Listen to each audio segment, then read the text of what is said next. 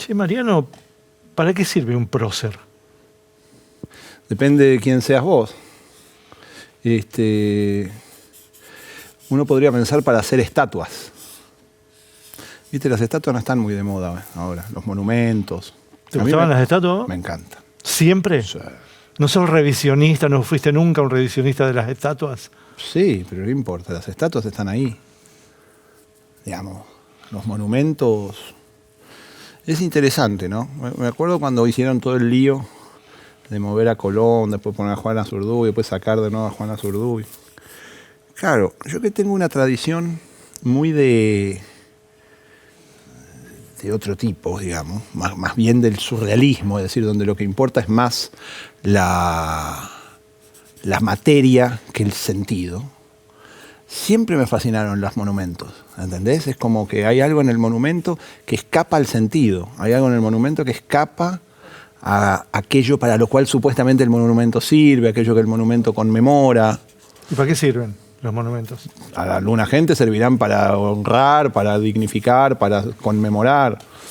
A mí me sirven para mirarlos, para filmarlos. Son como... Yo los pienso casi como si fueran cosas de piedra, montañas. ¿Y los próceres? Ya te dije, para estar arriba de los monumentos. Me parece que sirven para eso. Nada más.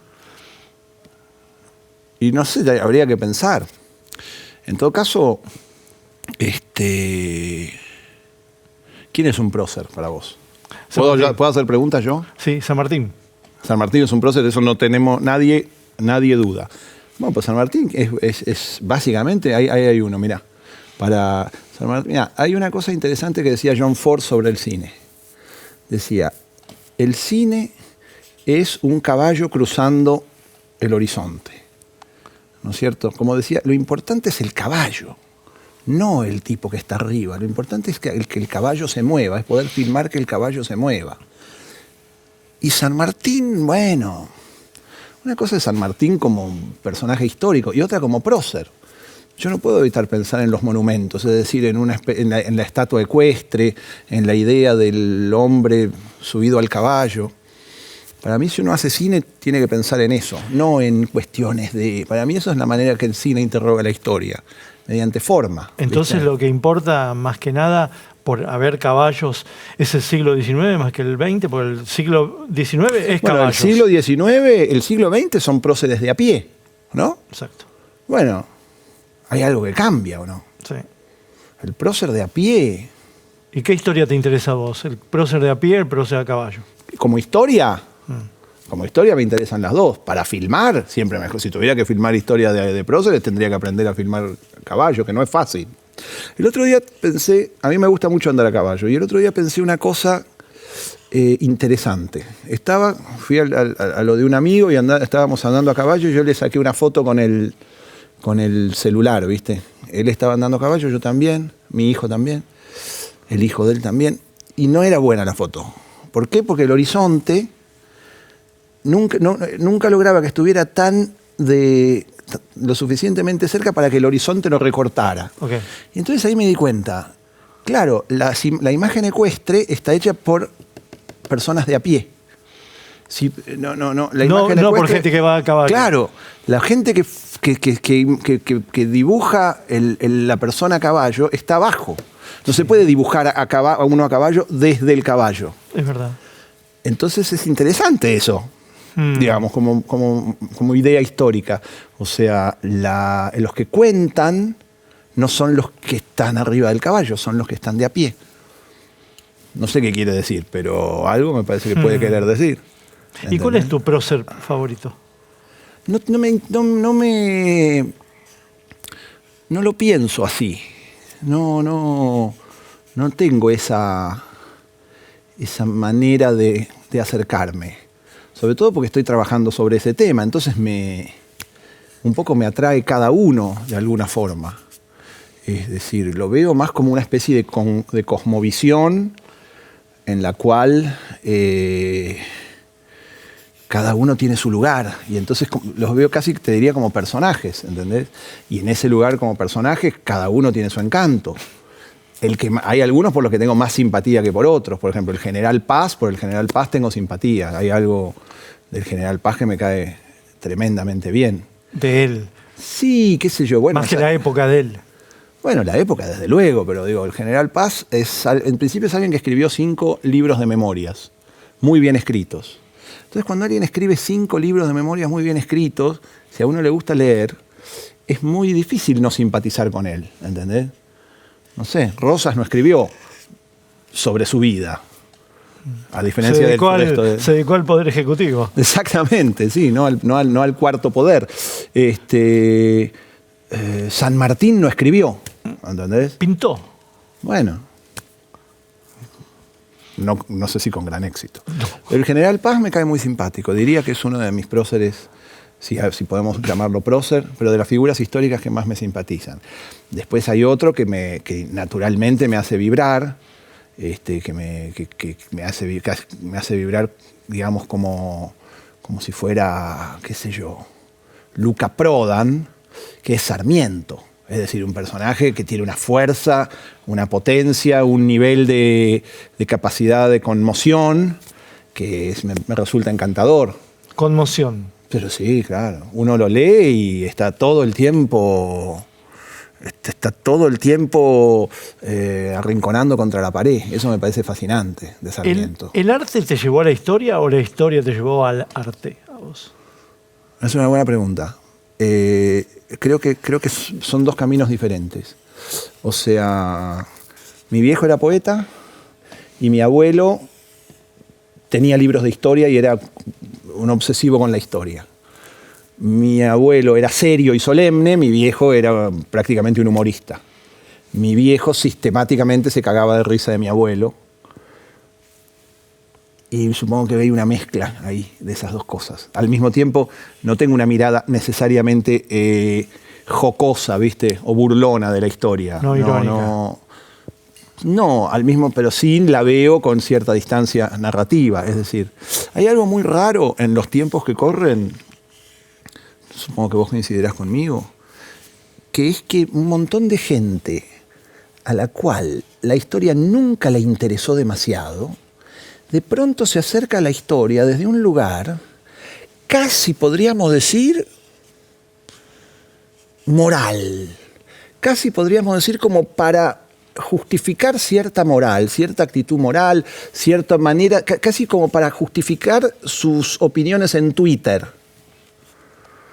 Bueno, a mí no me pasa eso. No tiene nada que ver con el psicoanálisis, eso, es moral. Yo pienso que tiene que ver con cierta idea de la política, con lo que hoy en día se llama, todo el mundo dice ideología, me parece una manera rarísima de llamarlo.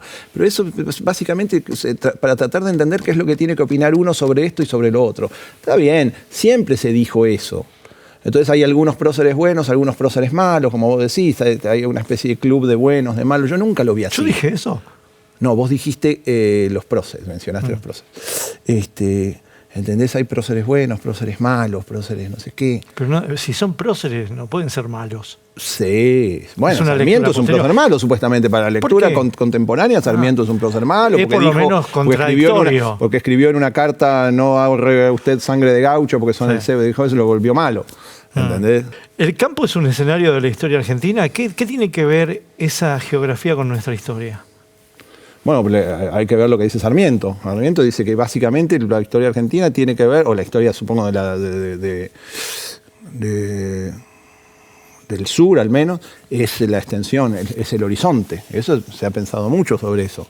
Es decir, en qué medida un país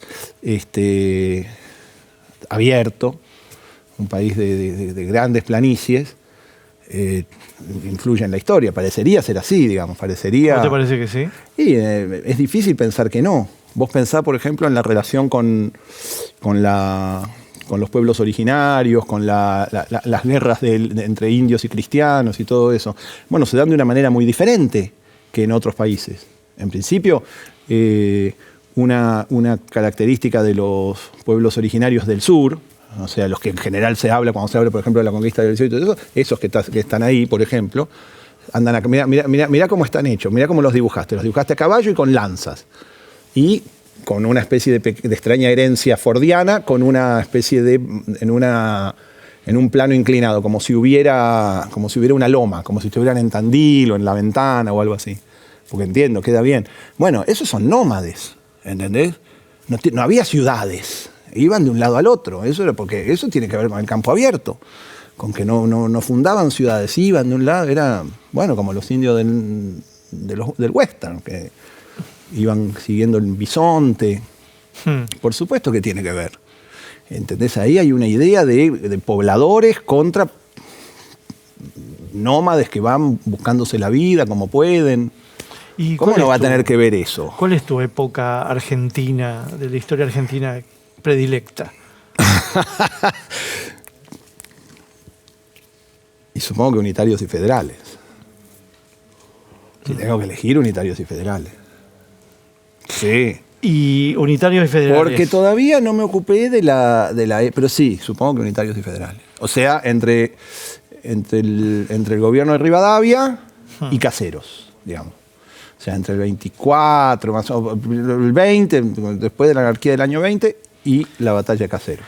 ¿Y El gobierno de Rosa. qué es lo que crees que se juzga mal de cada bando, de unitarios y federales? Pero creo que lo que se juzga mal es eso, como si fuese una especie de reproducción de un esquema medio de buenos y malos, que también estoy en contra, sobre todo en cuestiones de historia, y me da la impresión de que se piensa de esa manera binaria. ¿Y vos qué pensás? Y yo pienso que no, yo pienso que es en principio yo veo conflicto, ¿entendés? Veo movimientos complejos dentro de uno y otro, veo voluntades que se contradicen entre sí, y sobre todo, como lo que tengo que hacer es hacer películas sobre eso, veo belleza en las dos partes, ¿entendés? Veo atractivo en las dos partes. O sea, yo que fui educado en el odio a Rosas y que disfruto del odio a Rosas por mi formación, ¿entendés? Porque es el villano ideal. Evidentemente, cuando empiezo a acercarme a él, hay algo de su poder que empieza a agarrarme, ¿entendés? No hay manera de que no sea así. Eso es entrar en una especie de dimensión. Digo, la construcción poética, podemos decir, se diferencia de la construcción así, lo que llaman ideologizada, que es que no manejás los hilos, ¿viste? No tenés el control. De pronto, bueno, eso es lo que sabe el cine americano, ¿entendés? Que se la pasó mostrando. Vos pensás cómo muestra el cine americano, no sé, a Scarface, ¿entendés? Eran películas moralistas, pero después la gente se quedaba, digo, había una erótica de esos personajes que te vuela la cabeza. ¿Y quién es mejor director de cine, Rosas o Sarmiento? Sarmiento. ¿Por qué? En principio porque Rosas no es director de cine. ¿Y Sarmiento sí. ¿Por Eso qué? es una idea de Matías Piñeiro, un amigo mío, gran director de cine, que dice, si Sarmiento hubiese vivido en el siglo XX, hubiera sido cineasta. Esa es la idea de Matías Piñeiro. Y vos lees el Facundo y es así. O sea, empieza el Facundo, bueno, léelo, hay una cosa, sí. Hay un momento que parece un guión. Sombra terrible. Cuando empieza a contar la vida de Facundo, que cuenta que sucedió en un momento, en un llano, que apareció un tigre, y es un guión cinematográfico. ¿Verdad? Tiene una conciencia del espectáculo, tiene una conciencia de la narración. Yo en realidad te lo pregunto, no tanto como narración, sino como director, como gente que está a cargo de una película. Bueno, pues esa es una buena pregunta. Habría que ver. ¿Vos qué serías como director? ¿Rosas o Sarmiento? Y si yo pudiera sería Sarmiento, claro. ¿Pero qué pensás que sos? Así, polarizando ya extremadamente esto.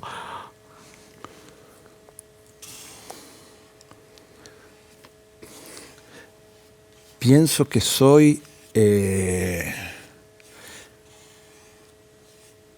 el general Lavalle. El sable sin cabeza. ¿Por qué? No, ya te tiré la cosa. Ahora yo tengo que... El espectador sabrá. ¿Qué es la Argentina? No sabía que era tan difícil este programa. Deberían regalar algo después. Oíme. Te regalaron una entrada para Corsini. ¿Y qué es la Argentina? Es el nombre que le pusieron a las llanuras que están alrededor del Río de la Plata, a la que se fueron sumando provincias después, que inexplicablemente aceptaron llamarse así, siendo que no tenían tanto que ver. ¿Le hubieras puesto Argentina vos? Sí, es un nombre espectacular. Es uno de los nombres de países más lindos que hay. Es más Un nombre latino. República Argentina es más lindo ¿Y todavía. no era más lindo Platina? Parece una American Express. Había algo que se llamaba Cisplatina, ¿no? American Express Platinum. Cisplatina. No, eso es del otro lado. Eso es la provincia cisplatina, es el Uruguay, según los portugueses. De cis, viste que ahora es lo de trans y cis es sin cruzar, de este lado. Para los portugueses era el plata de este lado. Claro. Pero nosotros somos platinos. Transplatinos para los portugueses. Nuevamente, American Express. Che, Mariano, ¿qué hecho de la historia argentina sí te pareció el más gracioso? ¿El más gracioso? O sea, bueno, hice hay un montón de hechos graciosos. Supongo que, más que gracioso, bueno, hay muchos. Si tengo que hablar de gracioso, tengo que pensar en Estomba mandando una carga. No sé si es gracioso la palabra. gracioso. Pensá tragicómico, gracioso. Bueno, tragicómico, sí, Estomba mandando una carga de soldados a un enemigo inexistente, tiene su encanto. El general Paz boleado por un paisano que no tenía ni la más remota idea de quién era y perdiendo la guerra civil por eso, es un lindo hecho también. Qué sé yo. Hay muchas cosas interesantes, tendría que pensarlas mejor. Pero supongo que están mandando o fusilando a cañón volviéndose loco y fusilando a cañón a uno de sus propios. Después creo que escribía con mierda, bueno, no sé. ¿Te gustaría filmar batallas argentinas? Y si lo hicieras, ¿lo harías con todos los soldaditos o con...? Es una pregunta muy difícil. ¿O la compu? No, con la compu no. Ah, bueno, pero ahora se filman así. No, es una pregunta muy difícil la de filmar batallas, ¿sabes? La batalla de San Lorenzo. Bueno, la batalla que hay menos gente. Es más chica. No, pero es una pregunta interesante porque en principio, ¿qué director de cine puede decir que no le gustaría filmar una batalla? O sea, es el género que de alguna manera inventa el cine casi. Pero al mismo tiempo hay una cuestión ecológica que vuelve, no sé cómo decirte, raro el hecho de, no lo sé. Es una pregunta muy difícil si me gustaría filmar una batalla. Por un lado diría que sí. Pero nunca fantaseaste que... Toda la vida, y bueno, obviamente. Decime una batalla que te gustaría. Bueno, hice una ahora. Sí, que salió muy mal, te conté. La de Angaco. ¿Y por qué? ¿Qué pasó? Contá. Y que no es fácil. ¿Por qué no es fácil? No es fácil filmar una. Pues no sabes dónde ponerte, si a pie a ras de tierra o subirte a un caballo para filmar, por eso, o lo podés filmar como Osu desde abajo. No filmó batallas. No importa, pero ponele que se puedan filmar así, ¿no? Es difícil, no, porque es complejo en ese sentido. Vos fíjate, por ejemplo, una de las mejores batallas del cine, que es la batalla de Alexander Nevsky, de Eisenstein. Sí. Bueno. ¿Cómo hizo? Bueno, hizo muchas cosas en principio, no hizo una cosa. Eso es interesante. Hizo muchas cosas. Pensó la batalla como una composición. Sí. Supongo que eso todo el mundo, pero él la pensó como una composición casi musical. Tenía Prokofiev y entonces fue como estableciendo fórmulas casi matemáticas, podríamos decir. Sí. Prácticamente matemáticas. Y entonces iba, no sé qué, por momentos parece que no se tocaban nunca. Bueno, habría que estudiar mucho. Digamos, eso es interesante. Lo que a John Ford le salía con una simpleza absoluta, como si fuese el pan suyo de cada día, para nosotros es un oficio que tenemos que aprender. ¿Vos aprenderías? Quien diga que sabe filmar batallas no sabe. ¿Vos aprenderías de estrategia militar para eso? Me encantaría, sí. ¿No sabés? No.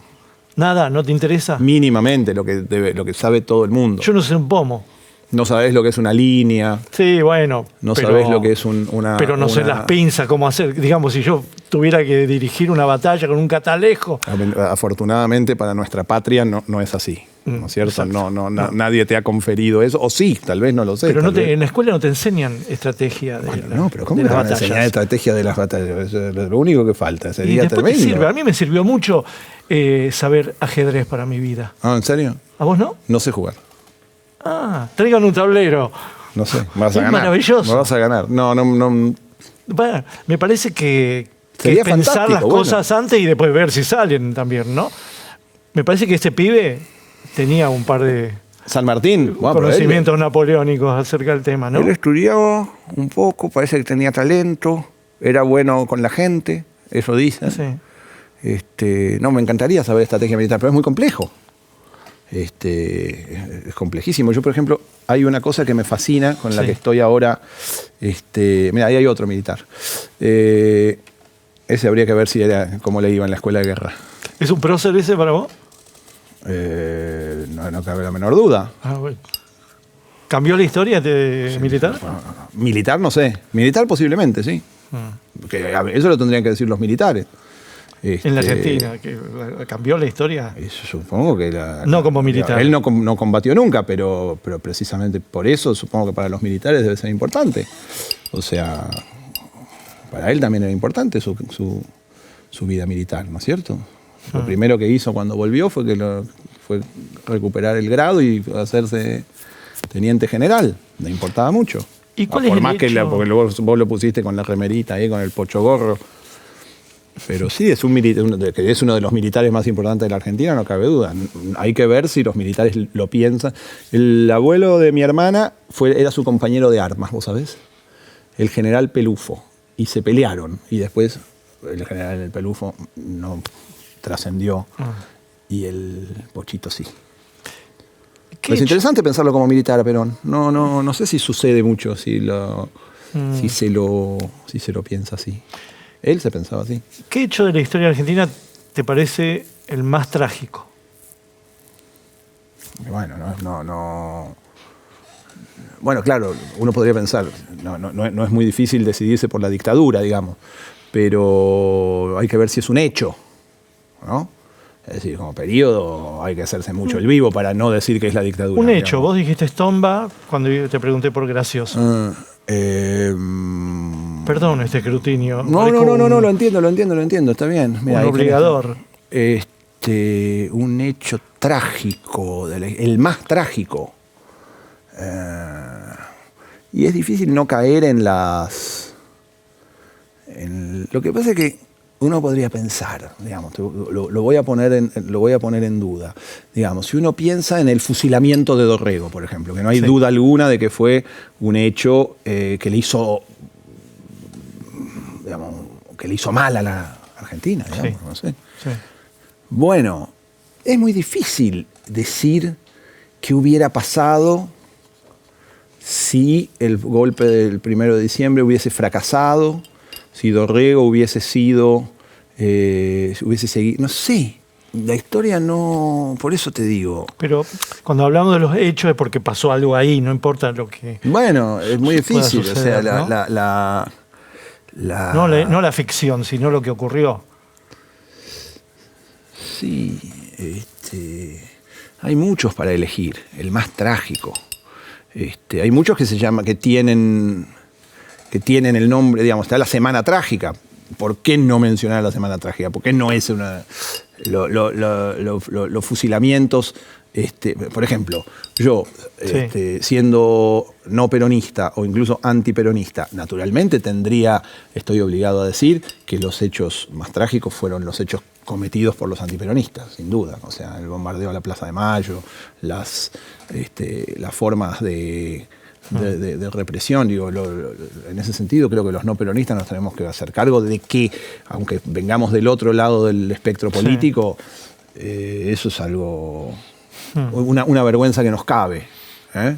Es decir, ahí no hay vuelta que darle. Yo tengo que decir, si yo tengo que hacer esa respuesta en serio y no boludeando acá como estamos nosotros, tengo que decir sí, las formas violentas de represión del peronismo, sin duda alguna.